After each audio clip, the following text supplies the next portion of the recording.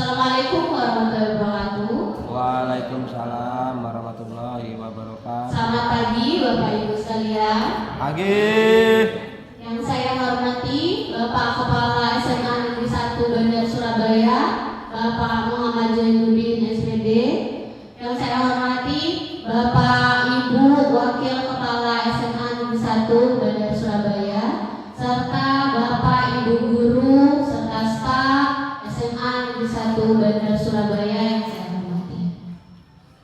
Hari ini saya ingin mendefinisikan, menyampaikan, berbagi praktik baik, itu bahasanya sekarang, tentang konsep inti dari disiplin positif. Mungkin kita sudah sering dengar apa itu disiplin positif. Sebelum sampai di disiplin positif,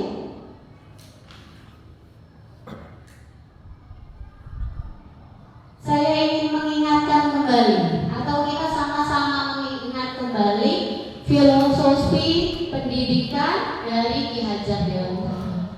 Mungkin dari Bapak Ibu yang masih ingat apa filosofi Ki Hajar Dewantara? Silakan Bapak Ibu.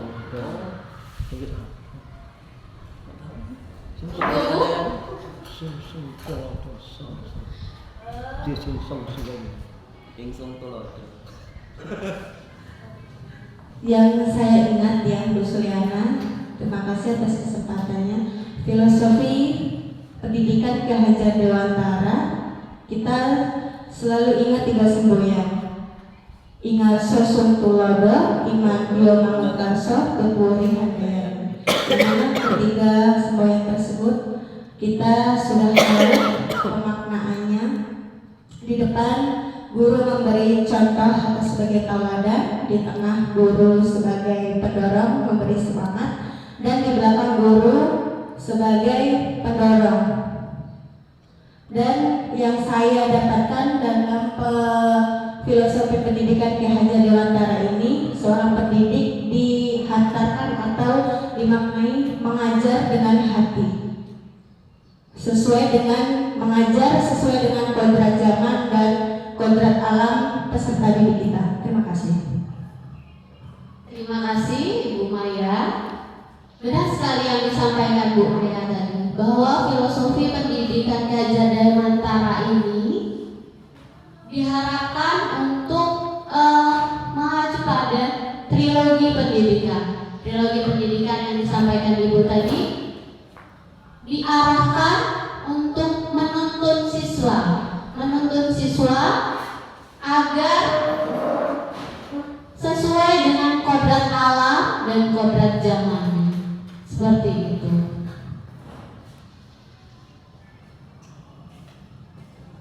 Kita masuk ke dalam budaya positif. Seperti yang Bapak Ibu lihat di depan, bahwa budaya positif di sekolah ialah nilai-nilai, keyakinan-keyakinan, dan kebiasaan-kebiasaan di sekolah yang berpihak pada murid, agar murid dapat berkembang menjadi pribadi yang kritis, penuh hormat, dan bertanggung jawab. Diharapkan untuk siswa memiliki pribadi yang kritis, penuh hormat, dan tanggung jawab. Yang diharapkan di sini agar siswa punya motivasi dari dalam diri sendiri. Motivasi bukan dari orang lain, bukan peraturan, tapi keyakinan. Yang diharapkan adalah keyakinan agar siswa ini memiliki nilai dan memiliki kebiasaan-kebiasaan. Katanya bisa karena biasa, bisa untuk terus memotivasi diri sendiri, bukan karena disuruh. Buang sampah tuh, itu berarti kita yang nyuruh. Tapi kalau ada sampah nih, saya ambillah, saya buang ke tempat sampah, itu yang diharapkan. Seperti itu supaya muncul budayanya.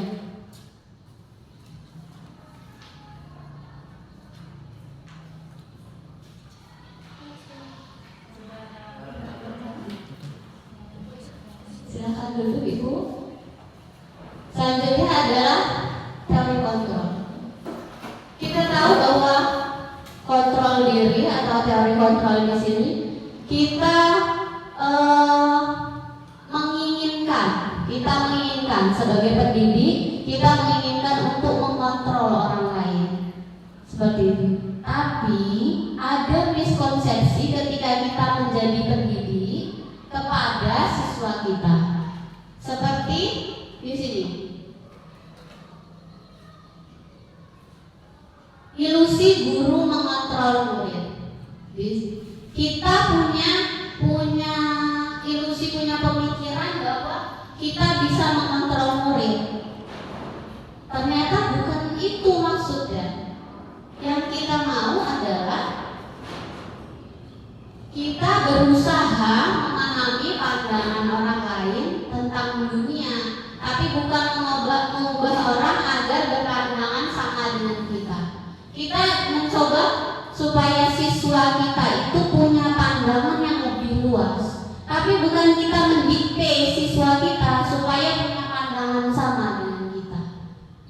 Itu miskonsepsi pada teori kontrol. Kemudian semua perilaku memiliki tujuan. Bukan lagi perilaku buruk dilihat sebagai suatu kesalahan. Kemudian hanya Anda yang bisa mengontrol diri Anda, bukan orang lain bisa mengontrol saya. Kita guru mengharapkan supaya siswa itu mengontrol dirinya sendiri, bukan terus-terus kita yang mengontrol mereka atau temannya yang mengontrol teman yang lain. Seperti itu. Kemudian kolaborasi dan konsensus menciptakan pilihan-pilihan baru, bukan paksaan pada rujukan yang gagal. Kita sudah maksa nih, kita bujuk-bujuk, ayo Rona, biar sampah ini bersih, biar lingkungan kita bersih, ayo kita buang sampahnya. Tapi ternyata memang anak gagal melakukan itu. Tapi ketika kita menanamkan kesadaran diri dari diri anak itu sendiri, anak itu jadi punya kemauan supaya ternyata enak loh kalau lingkungannya bersih, nyaman loh kalau lingkungannya indah, seperti itu. Kemudian kita berpikir menang-menang, bukan berpikir menang kalah. Ketika kita dengan siswa, kita bilang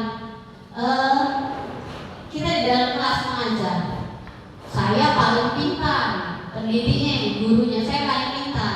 Jadi kamu siswa ini diminta untuk mengerjakan soal, dan ketika hasilnya tidak memuaskan, kita menyalahkan siswanya.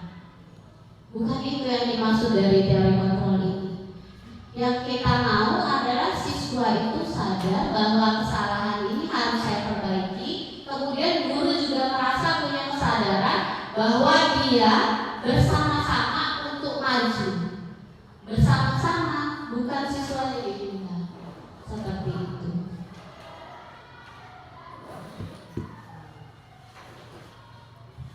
Teori kontrol tadi dapat muncul dari dalam diri siswa itu sendiri ketika mereka dapat terpenuhi kebutuhan dasarnya. Sama seperti kita guru. Ketika kita di kantor, di dalam ruangan, karena kita di rumah bete, di rumah super, karena ada masalah. Tapi ketika kita punya kesenangan di ruang kantor, kita jadi ada motivasi nih dari dalam diri kita bahwa kita terpenuhi nih kebutuhan kesenangan saya ketika saya di sekolah.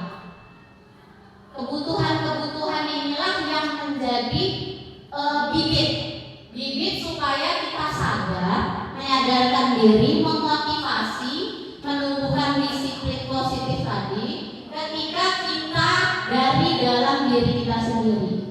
Intrinsik seperti itu.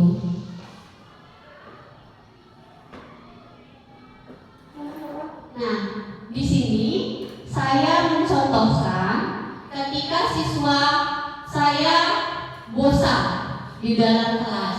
Saya ajak mereka bermain di luar kelas. Bermain dalam kata lain di sini tetap belajar, tapi memang cakupannya tidak seluruh siswa. Kita tetap melihat kebutuhan siswa tersebut. Yang menurut saya, siswa putri ini menginginkan suasana yang lebih fresh supaya mereka punya pikiran lebih terbuka. Jadi dia mengajak belajar di luar ruangan kelas, dan saya setuju dengan itu.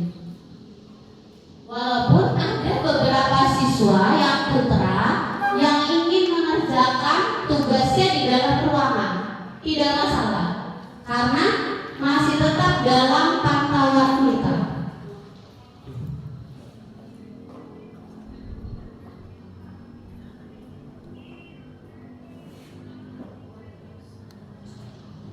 Ini motivasi dari perilaku manusia, motivasi eksternal, kemudian dan motivasi internal.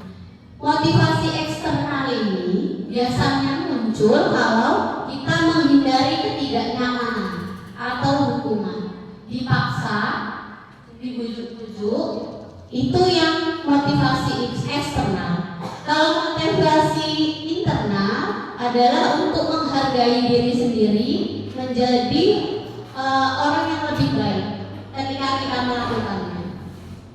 Kita masuk ke dalam kelas. Ketika kita masuk di kelas, kita mengharapkan kita punya semangat, punya motivasi dari dalam diri kita supaya kita bisa mencerdaskan, dan supaya kita dapat menuntun siswa kodratnya bagaimana, kebutuhannya terpenuhi, seperti itu. Tapi ketika kita dari eksternal, dari orang lain, dibujuk-bujuk, disuruh, kalau silakan Bapak Ibu guru masuk ke dalam kelas, kalau tidak masuk ke dalam kelas, Bapak Ibu saya keluarkan, seperti itu. Ketika seperti itu, motivasi dari dalam diri kita, saya masuklah supaya nggak dikeluarkan, seperti itu. Ketika kita punya motivasi yang dari luar tadi terpaksa, hasilnya nggak maksimal. Yang penting saya duduk dalam kelas, saya kan yang penting masuk kelas, seperti itu. Itu motivasinya. Ini motivasi eksternal dan internal, dari dalam diri dan dari luar diri, supaya muncul disiplin positif dari diri kita. Itu tadi kalau guru. Sekarang kalau siswa. Dua anak ini seperti kita tahu, dia sulit untuk duduk di dalam kelas. Saya awalnya mengajak yang putri tadi duduk di luar kelas, dan anak-anaknya mau. Mereka kegiatan belajar di luar kelas. Yang putra punya keinginan sendiri, dan saya wujudkan keinginan itu dengan melakukan kegiatan belajar yang sesuai dengan kebutuhannya, tapi di dalam kelas, dalam ruangan. Ternyata anak itu akhirnya bisa duduk dan mengerjakan.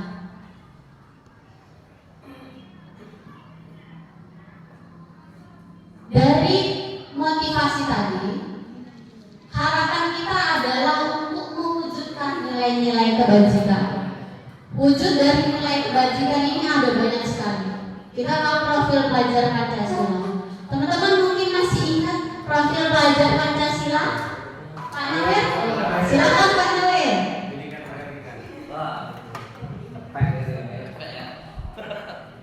Baiklah, sini saya akan menjelaskan tentang profil Pancasila, di mana yang pertama beriman dan bertakwa kepada Tuhan Yang Maha Esa, terus kemudian berakhlak mulia, ketiga mandiri, empat kreatif, lima bernalar kritis, dan enam binekaan global atau Bhinneka Tunggal Ika. Ya, cukup. Terima kasih Pak Nawir. Sampai di kebinekaan global ya Pak Nawir ya. Bhinneka Tunggal Ikanya tidak. Jadi itu nilai kebijakan yang ingin dicapai. Nilai kebijakan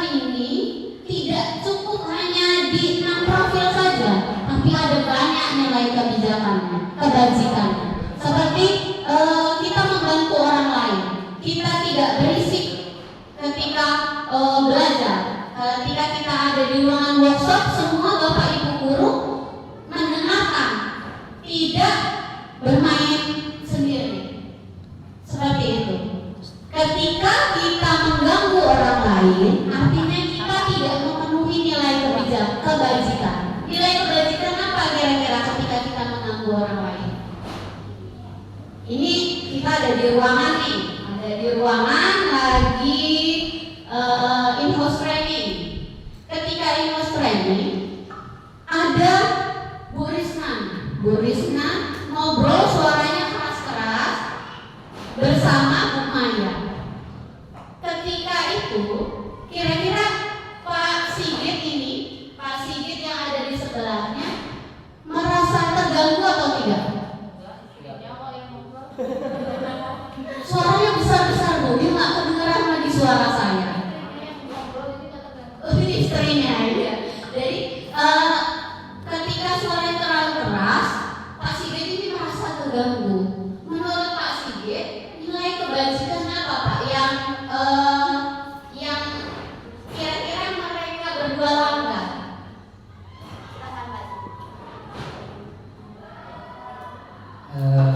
Untuk nilai kebajikan yang dilanggar oleh Bu Risna sama Bu Maya, yaitu menghargai orang lain, itu bisa bagi ya banyak sih sebenarnya untuk nilai kebajikan. Terima kasih Pak Sigit. Benar sekali kata Pak Sigit tadi, bahwa nilai kebajikan yang dilanggar oleh Bu Risna dan Bu Maya tadi adalah tidak menghargai orang lain. Bagaimana caranya kita punya nilai tetap menghargai orang lain dengan cara seperti yang dilakukan misalkan oleh Bu Rita dan Bu Dewi, tidak ngobrol ketika in-house training seperti itu. Dan diulangi lagi ya ibu-ibu. Ya, begitu untuk nilai kebijakan universal.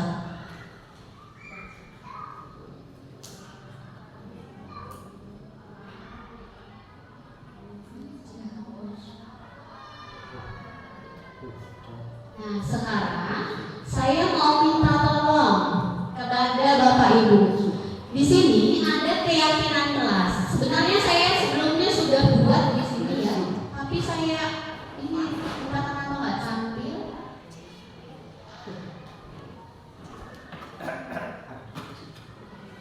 Jadi letak-letak begini. Ini nilai kebajikan menjaga kebersihan. Awalnya saya buat di sini adalah siswa yang dengan sukarela memungut sampah yang ada di depannya. Awalnya ini mungkin Bapak Ibu bisa pakai imajinasi ya. Coba tidak ditemukan ini. Kemudian di sini saya juga buat dari salah satu guru kita, ada yang sudah membuat keyakinan kelas. Ibu Risna sudah saya kemarin lihat, Bu Risna membuat keyakinan kelas, kemudian saya foto. Ini kebetulan tidak ada, nanti saya tampilkan, saya cari sumbernya dulu. Keyakinan kelas Ibu buat dalam bentuk poster ya Bu? Saya boleh langsung bertanya pada sumbernya. Ya, silakan. Jadi kalau keyakinan kelas yang saya buat di kelas itu, siswa untuk di kelas 10 terutama saya bikin kesepakatan kelas. Untuk keyakinan kelas itu dihasilkan mereka bersama, disepakati mereka. Mereka meyakini kalau dengan mengikuti tata tertib kelas, insya Allah proses pembelajaran dilaksanakan dengan baik. Ada banyak yang saya buat kelompok, disertakan dibentuk dengan masing-masing kelompok, dan itu diterapkan oleh seluruh anggota kelas gitu. Disetujui, tidak dipaksa oleh gurunya menyuruh, tidak, tapi disetujui oleh yang lain. Saya tadi barusan lihat lagi ada satu lagi keyakinan kelas yang di-share di di WA. Tapi mungkin terlalu privasi saya buka di WA ya. Saya langsung wawancara ke orangnya langsung. Benar Bu, Ibu tadi baru membuat keyakinan kelas? Ya, terima kasih Bu Suliana. Karena tadi saya buatnya di kelas 11 1 ya, kesepakatan kelas. Nah, saya belum sampai keyakinan kelas. Jadi kesepakatan kelas itu membangun siswa untuk membuat kesepakatan dari mereka, oleh mereka, dan untuk mereka. Harapannya mereka diberikan kemerdekaan untuk membuat kesepakatan tersebut dan mereka mempunyai tanggung jawab dari yang telah mereka sampaikan idenya. Jadi punishment dari situ kesepakatannya dari siswa, dan punishment atau sanksi jika mereka melanggar itu pun dari mereka sendiri. Mungkin itu Bu Suliana.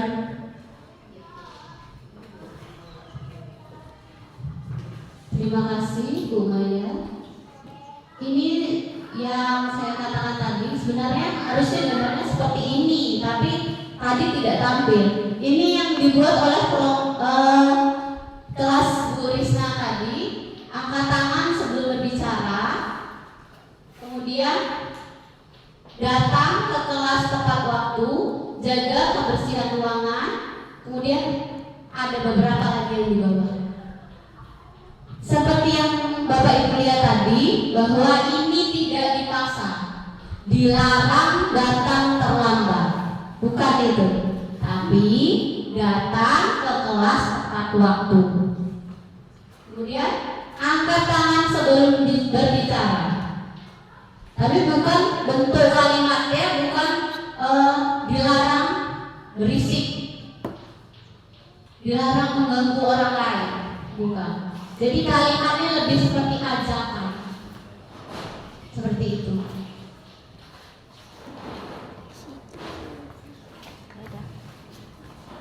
Nah, di sini keyakinan kelas yang saya tampilkan di sini.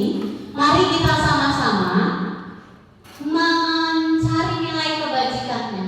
Nilai kebajikan apa yang dapat tercapai ketika keyakinan kelas ini diterapkan. Boleh kita sama-sama ya Bapak Ibu? Selalu kembalikan buku ke tempatnya. Nilai kebajikan apa kira-kira? Selalu kembalikan buku ke tempatnya.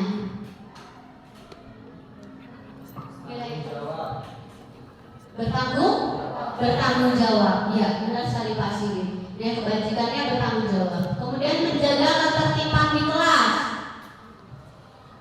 Menjaga ketertiban di kelas supaya tertib berarti kita disiplin, bisa ya Bu ya? Tidak mengganggu orang lain, juga bisa menghargai orang lain. Ya. Hadir di sekolah 15 menit sebelum pembelajaran dimulai. Disiplin juga bisa. Kemudian tidak menggunakan narkotika. Nilai kebajikannya apa? Nilai kebajikannya kesehatan ya, bisa. Nilai kebajikannya kesehatan. Kemudian bergantian atau menunggu giliran, atau antri bisa. Tertib, ketertiban ya Pak ya. Nilai kebajikan yang ingin dicapai, kemudian tidak berlari di dalam kelas. Bisa ketertiban, bisa menghargai atau menghormati orang lain, tidak mengganggu orang lain. Nah, ini yang kita buat tadi. Kemudian kita masuk ke dalam hukuman atau konsekuensi. Hukuman adalah ketika kesepakatan dilanggar, maka akan ada hukumannya. Namun tidak relevan, itu tidak relevan dengan sesuatu yang dilakukannya. Konsekuensi adalah sesuatu yang relevan dengan yang telah dilakukan. Seperti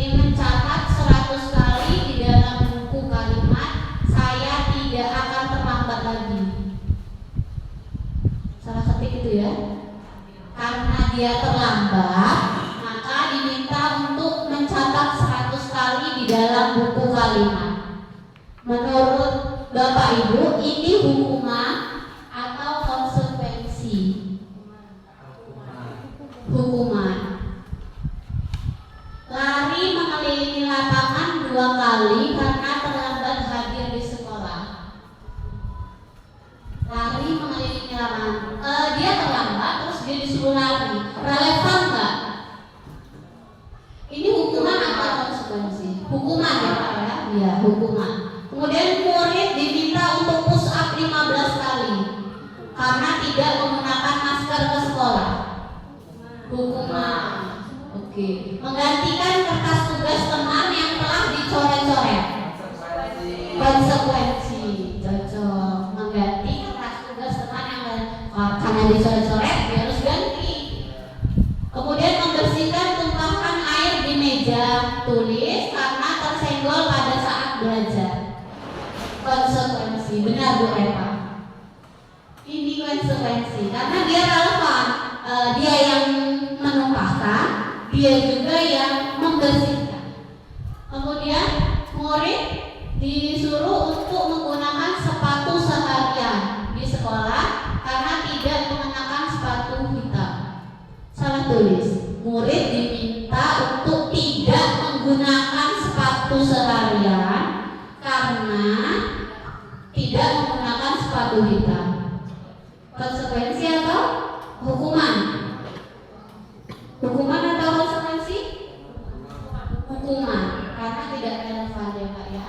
Kemudian jangan berlari di kelas 2 kali karena terlambat 10 menit untuk pelajaran PJOK. Salah ketik juga. Salah ketik ya.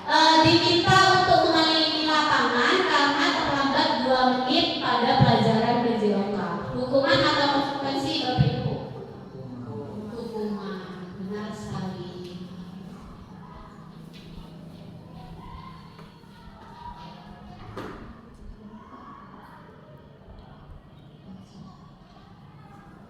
Nah, di sini tadi ada hukuman, ada penghargaan, ada restitusi. Hukuman seperti yang kita tahu tadi tidak relevan. Penghargaan adalah sesuatu yang indah, namun tidak bisa memotivasi secara internal, lebih kepada eksternal. Saya mau dapat ranking 1 lah kalau saya dibeliin motor. Ketika penghargaan itu gagal, tidak tercapai, tidak dipenuhi, maka motivasi ini hilang dari dalam diri. Hilangnya motivasi ini bukan yang diharapkan, karena penghargaan ini kesannya indah, namun ketika tidak diwujudkan akan menjadi sesuatu momok yang akhirnya mengatakan, sudahlah ngapain capek-capek belajar, saya langsung gak dibeliin motor sama emak. Awalnya dia semangat belajar karena mau dibeliin motor, ketika gak dibeliin motor putus sudah, hilang harapan, gak mau belajar lagi akhirnya. Motivasi ini yang dihilangkan. Kita mau motivasi dari dalam diri. Saya mau belajar karena nanti saya kedepannya tidak akan kesulitan ketika saya punya ini. Motivasi ini yang diharapkan. Restitusi ini sebelum saya membaca modul ini, saya mendengar restitusi ini restitusi tanah seperti itu. Terus saya belum tahu itu. Bahkan ketika saya tanya dengan orang lain, restitusi ini juga apa sih restitusi seperti itu. Padahal restitusi yang diharapkan di modul ini adalah proses menciptakan kondisi bagi murid untuk memperbaiki kesalahan mereka, sehingga mereka bisa kembali kepada kelompok mereka dengan karakter yang lebih kuat. Menciptakan kondisi bagi murid untuk memperbaiki kesalahan. Jadi ketika salah, kita memperbaiki kesalahannya. didik, kita memperbaiki kesalahan murid, kemudian kita membuat agar siswa ini kembali pada kelompoknya. Misalkan dia berbuat salah, bagaimana cara kita mengembalikan dia kepada kelompok? Itu yang diharapkan dari restitusi.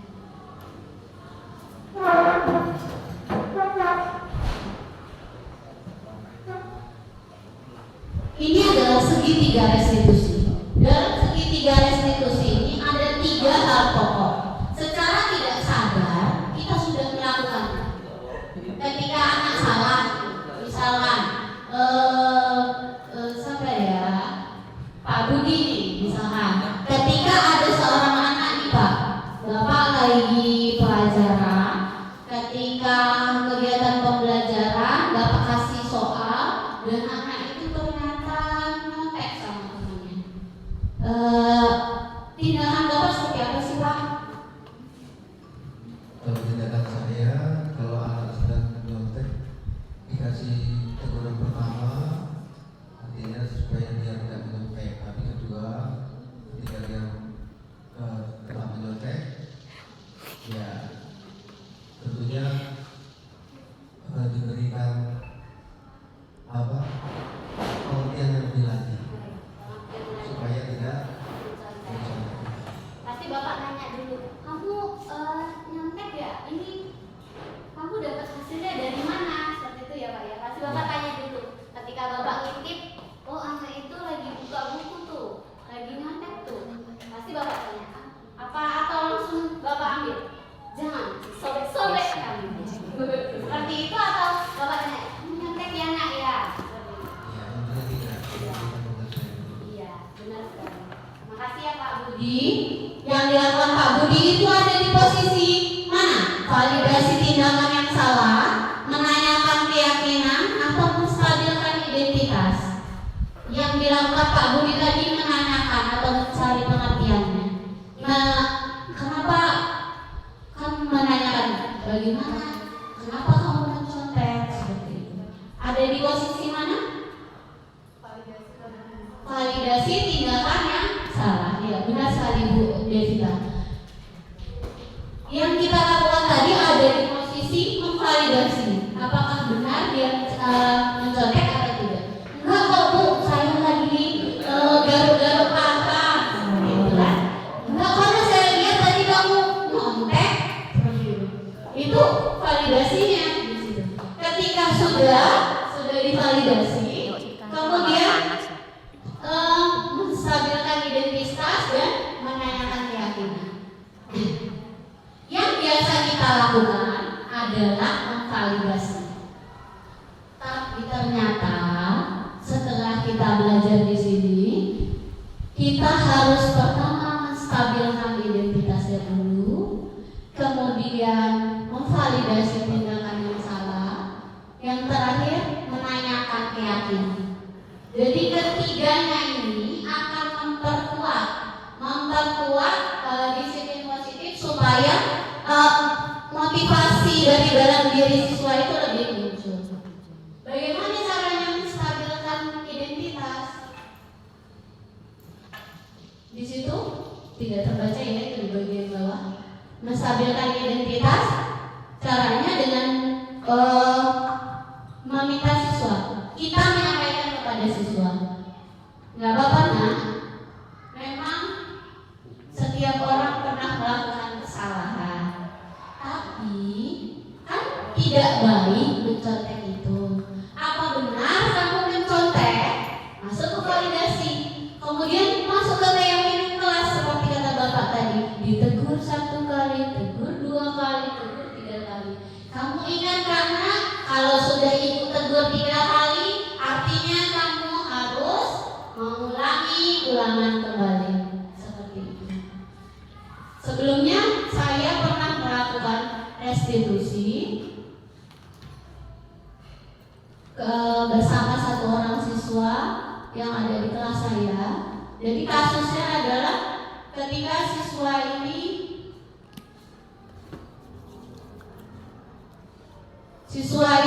mencontek di Google. Jadi karakter-karakternya itu sama Google, misalkan dia tuliskan akarnya seperti apa, kuadratnya seperti apa. Jadi saat itu saya melakukan restitusi. Ketika saya melakukan restitusi ini, siswa ini merasa lebih bukan merasa. Dia tahu bahwa dirinya salah. Saya menyadari bahwa saya melakukan kesalahan. Itu yang pertama. Yang kedua adalah saya tidak akan mengulanginya lagi. Yang ketiga, dia akan tidak malu ketika dia ditegur bukan di tempat ramai. Saya posisikan dia sebagai diri saya sendiri. Saya sendiri kalau saya ditegur di tempat ramai, saya malu. Saya tegur dia, saya alihkan ke ruangan laboratorium, kemudian saya wawancara menggunakan segitiga restitusi tadi. Ketika selesai, saya minta untuk memberikan apa namanya Pak?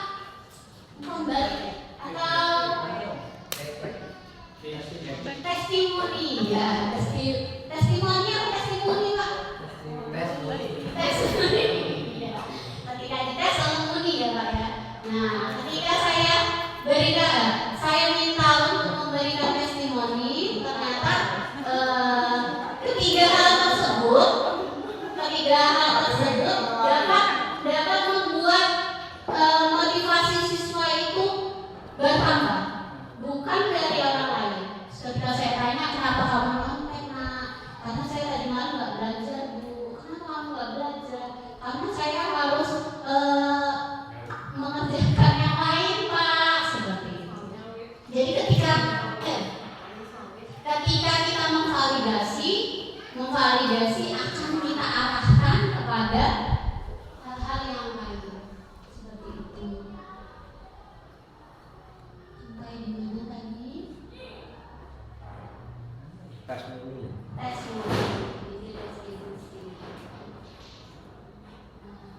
Ini 3 kegiatan tadi ada panduannya, tayangannya. Nah, ketika kita merestitusi tadi, ketika kita melakukan restitusi, kita harus memposisikan diri kita sebagai manajer. Nah, jadi ada 5 jenis posisi kontrol menurut Glaser. Menurut Glaser ada 5 posisi kontrol. Yang pertama penghukum, pembuat orang merasa bersalah, teman, kemudian monitor atau pemantau, yang terakhir manajer. Penghukum adalah ketika siswa itu, guru itu langsung memberi punishment kepada siswanya. Oh kamu contek ya? Sini saya sobek-sobek ke kamu. Nah itu tadi yang penghukum ya Pak? Nah betul sekali. Yang kedua pembuat merasa bersalah. Di situ keterangannya pada posisi ini guru bilangnya bermacam Bu.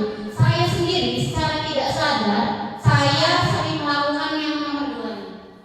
Ayo nak, saya ini malu sama guru-guru lain loh nak, kata saya. Jangan kayak gitu loh kamu ini, berubah. Nah, di situ saya pengen supaya dia juga ngerasain saya itu malu. Ternyata itu gak bagus, tidak baik dilakukan. Kemudian yang terakhir adalah sebagai teman. Guru pada posisi ini tidak akan menyakiti murid, namun akan tetap berupaya mengontrol murid melalui persuasi. Jadi dia ngarahin, kamu tuh harusnya gini, kamu tuh begini, kamu jangan makan di dalam kelas kalau pelajaran saya, kamu tuh harusnya makannya pas di kantin. Itu posisi teman. Kemudian memonitor berarti mengawasi. Saya lihat kemarin kamu ini sambil mengintai. Kemudian yang terakhir manajer. Manajer ini bersama dengan murid mempersilahkan murid mempertanggungjawabkannya,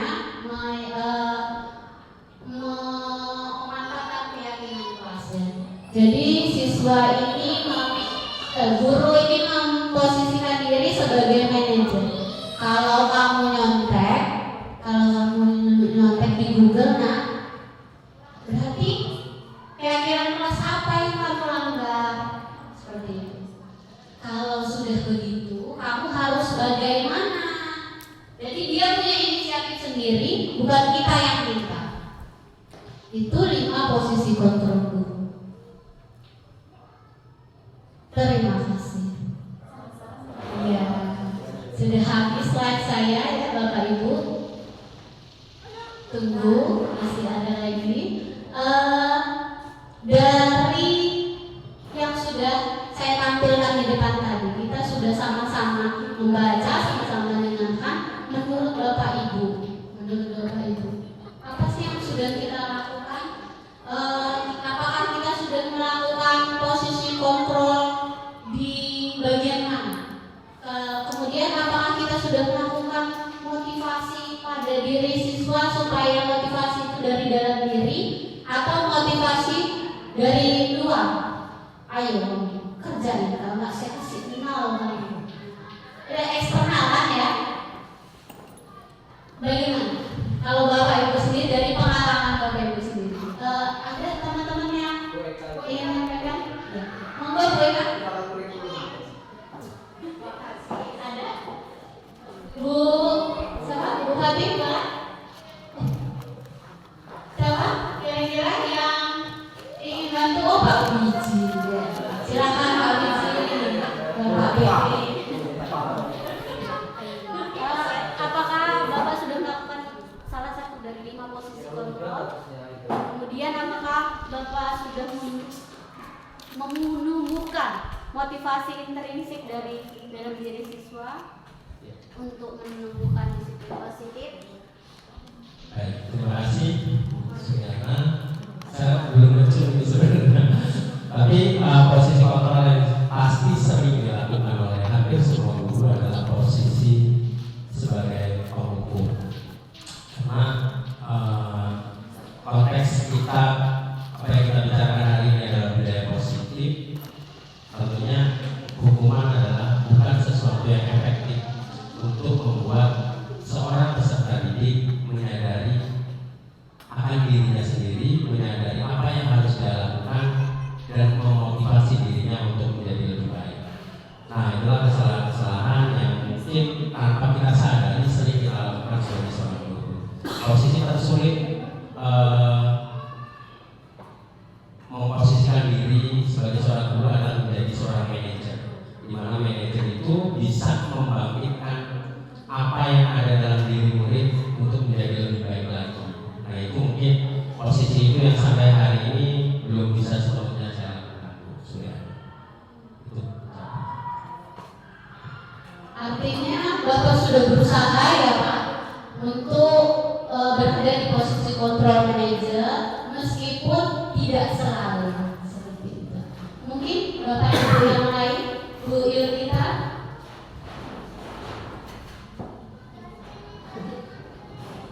Apakah sudah melakukan posisi kontrol manajer? Terima kasih Bu Suyana atas waktunya. Selama ini saya sebagai guru fisika ya Bu, saya berusaha untuk melakukan posisi kontrol yaitu manajerial ya di kelas, meskipun sebenarnya belum sempurna 100%. Dan kebetulan pada praktik baik yang disampaikan oleh Bu Suyana pada hari ini, saya sangat berterima kasih. Ternyata apa yang saya lakukan ini termasuk ke dalam posisi kontrol yang selama ini saya belum mengetahui, yang menyadari bahwa hal tersebut merupakan posisi kontrol manajerial. Begitu, mungkin itu yang bisa saya sampaikan. Terima kasih. Terima kasih Bu Yunita. Artinya di sini Bu Yunita selalu berusaha, meskipun belum sampai kita materi ini kita belum pernah dengar, menurut kita masih baru, ternyata kita ini sudah melakukan dalam kegiatan sehari-hari, tapi kurang kita asah lagi bahwa sebaiknya begini, bukan yang begini. Tidak lain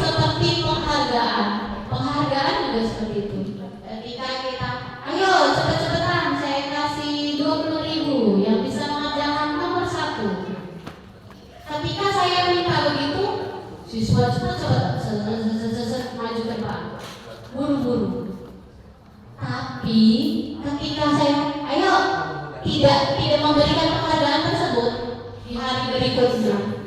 Ayo yang mau mengerjakan nomor 1. Siapa yang mau mengerjakan? Gak ada. Mana Bu? Katanya 20.000. Biasanya itu masih 20.000. Ternyata itu bukan sesuatu yang baik. Meskipun itu dapat motivasi, akhirnya siswa akan melakukan hal tersebut jika mereka mempunyai motivasi dari luar. Nggak muncul disiplin positif. Tidak akan terwujud disiplin positifnya ketika siswa akan dapat motivasi dari luar. Seperti itu. Dari Bapak Ibu, adakah pertanyaan dari yang sudah saya sampaikan tadi? Ada yang ingin bertanya? Pak Nawir mau nanya apa Pak Nawir? Pak Nawir. Pak Nawir mau bertanya, silakan Pak Nawir. Silakan Pak Nawir.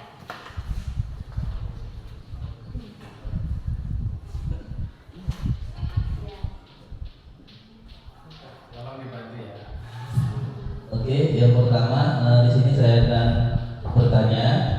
Yang pertama, bagaimana caranya untuk menghukum siswa dengan cara yang baik. Terus yang kedua, saya tadi menyimak materinya tentang profil Pancasila dari awal sampai akhir. Nah, di sini ada apa? Misalnya mengumpulkan buku di tempatnya, terus kemudian tidak boleh berisik, terus kemudian tidak buat kegaduhan. Ini maksudnya kebijakannya di luar dari profil Pancasila itu nggak jadi masalah misalnya. Oh iya, cukup. Jadi yang pertama tadi Pak Nawir bertanya bagaimana menghukum siswa dengan baik. Berarti namanya bukan hukuman, namanya konsekuensi. Ketika kita seperti yang dicontohkan tadi, menumpahkan air minum, kita juga yang membersihkan. Itu namanya konsekuensi. Ketika siswa di dalam kelas tidak mengumpulkan tugas sesuai waktunya, dari awal kita udah punya keyakinan kelas nih. Seperti saya melakukan di kelas 10, kalau tidak tepat waktu, nilainya tidak maksimal. Seperti itu. Tapi kita sudah sampaikan dari awal. Saya kasih nilai A jika dikumpulkan tepat waktu. Saya kasih di bawahnya, misal kami B+, B-, jika tidak tepat waktu sesuai dengan lamanya jangka waktu yang dia terlambat. Seperti itu Pak. Itu konsekuensi. Hukuman dengan konsekuensi. Hukuman lebih secara fisik, kemudian dia tidak relevan, maksudnya nggak nyambung nih. Tadi dia numpahin air ke atas meja. Hukumannya lari lapangan. Gara-gara kamu numpahin air di meja. Lari lapangan 10 kali. Tuh. Seperti itu. Kalau konsekuensi dia masih nyambung dengan yang sudah dia lakukan, kesalahan yang dia lakukan. Nah, karena kamu numpahin air ini di meja, misalnya identitas tadi restitusi. Tapi setiap orang pernah melakukan kesalahan. Kenapa airnya ditumpahkan di meja? Dari si kesalahan. Kemudian nilainya pakaiannya. Kalau sudah seperti itu, harusnya bagaimana? Ya Bu, saya bersihkan nanti. Itu adalah posisi restitusi yang akan kita lakukan. Kemudian penyelesaiannya. Yang pertanyaan kedua, apakah profil pelajaran Pancasila saja? Tidak. Karena profil pelajaran Pancasila adalah salah satu dari nilai kebajikan. Masih ada banyak sekali nilai kebajikan yang menurut kita itu bermanfaat untuk orang lain, tidak merugikan orang lain, dapat memunculkan disiplin positif. Soalnya kalau menurut saya, kalau tidak menghargai orang lain, kebijakannya tidak menghargai orang lain seperti kita sendiri. Ya. Ada materi ini misalnya. Berarti ini tidak menghargai orang lain. Berarti ini masuk ke apa? PP akhlak aja. Boleh. Ya. Berarti dia menghargai orang lain.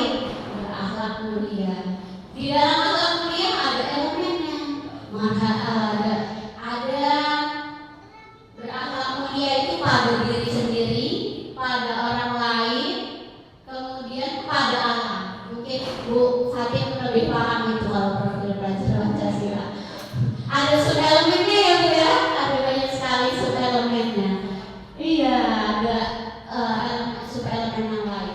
Pada diri sendiri, pada orang lain, pada alam. Itu menurut saya Pak, alam dan alam dia. Terus ini apa ya? Di proses tentang kontrol. Ya. Ini kan ada dua tentang peserta didik, tentang internal dan Eksternal. Ini cenderungnya ke arah mana? Apakah eksternal, apa luar, atau semuanya nih? Salah satu. Salah satu. Salah satunya itu yang paling baik adalah internal. Dalamnya. Ya. Yang paling baik adalah internal. Ketika dari diri sendiri, kayak kita sendiri lah. Saya ini berangkat ke sekolah untuk memenuhi tanggung jawab saya. Saya mau ngasih makan keluarga saya dengan rezeki yang halal. Seperti itu. Bukan saya nggak usah dan dulu aja. Itu sudah masuk. Kalau kita mau PNG dulu di PNG itu olah rasa. Ya, olah rasa. Betul sekali Pak Hengki. Seperti yang dikatakan Pak Hengki, olah rasa kepada orang lain ya. Seperti itu. Ada lagi pertanyaan dari Pak Sigit, ada pertanyaan enggak?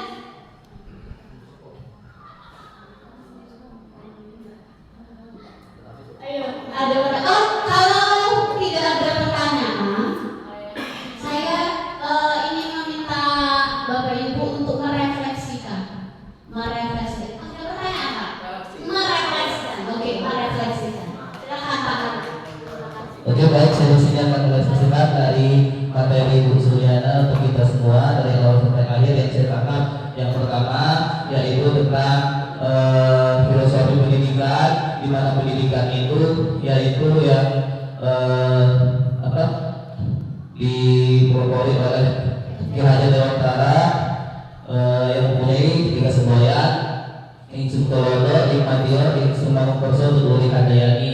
Di depan memberi contoh, di samping menjadi sahabat, dan di belakang memberi semangat. Terus kemudian ada juga tentang yang saya bahas tadi, yaitu tentang kontrol ya, untuk kontrol siswa baik itu di dalam maupun di luar, internal maupun eksternal. Terus kemudian juga tentang kebijakan-kebijakan, misalnya ibu sendiri itu kebijakannya tidak menghargai orang lain. Terus kemudian mengumpul tugas di bertepat dengan waktunya, seperti itu kebijakannya bertanggung jawab. Terus kemudian ada kebijakan juga tentang nanti itu tertib dan disiplin, tepat waktu dan sebagainya. Terus yang terakhir saya dapatkan yaitu tentang 5 kontrol untuk seorang guru. Ya, cukup mungkin itu saja, dan saya kira Assalamualaikum warahmatullahi wabarakatuh. Yang ingin Bapak tahu sebelum ditutup, yang ingin Bapak tambah pengetahuan Bapak ke depannya, Bapak pengen tahu lagi yang bagian mana? Bapak pengen tahu apa? Saya ingin tahu tentang 2 hal, yaitu tentang kontrol seorang guru dan siswa. Terus yang terakhir tentang 5 kontrol untuk seorang guru untuk memberi, maksudnya untuk menggunakan pendidikan seorang guru kepada siswanya di kelas agar lebih baik lagi. Ya, cukup. Terima kasih Pak Nawir sudah melakukan refleksi. Bu Eka? Oh tidak. Ada lagi yang ingin melakukan refleksi? Iya, silakan Pak. Oke. Terima kasih Bapak Ibu semuanya. Sementara waktu kita tadi sesuai dengan undangan rapat, jadi ada yang bingung ini acara apa ya? Ini ada yang berbagi praktek baik. Jadi bahwa kebaikan itu yang harus kita bagikan. Ini mulai dalam baik mengajar maupun di dalam kegiatan yang kita dapat hari ini dari praktek baik Busiana. Yang pertama, kita mengerti bahwa setiap kebajikan yang kita miliki itu bukan hanya kita pandang sendiri, tapi perlu kita praktekkan bersama kita. Terus yang kedua, bahwa di dalam mengajar anak-anak kita sekarang kita tinggalkan punishment atau menghukum dan mulai kita memberikan reward atau penghargaan, karena penghargaan itu lebih baik daripada menghukum untuk memberikan memberikan perubahan hal-hal yang baik. Kemudian yang ingin saya tahu lebih jauh di dalam kegiatan ini bukan hanya teori tetapi praktek nyatanya. Kita tunggu, saya inginkan bagaimana contoh nyata dalam kehidupan kita sehari-hari, baik di antara tamu kita jawab maupun di antara siswa-siswi kita. Cara kita memberi pelayanan yang terbaik. Demikian refleksi yang saya dapatkan dari kegiatan berbagi praktek baik di dalam konsep inti budaya positif. Sekian, terima kasih. Terima kasih Pak Dwi Yudi. Demikian tadi yang disampaikan Pak Dwi, mungkin salah ucap tadi ya, bukan penghargaan, tapi lebih kepada bagaimana kita membangun disiplin positifnya, tidak menekankan pada penghargaan. Kemudian Bapak Ibu, nanti akan saya kirimkan link Padlet di grup WA. Silakan Bapak Ibu isi link tersebut.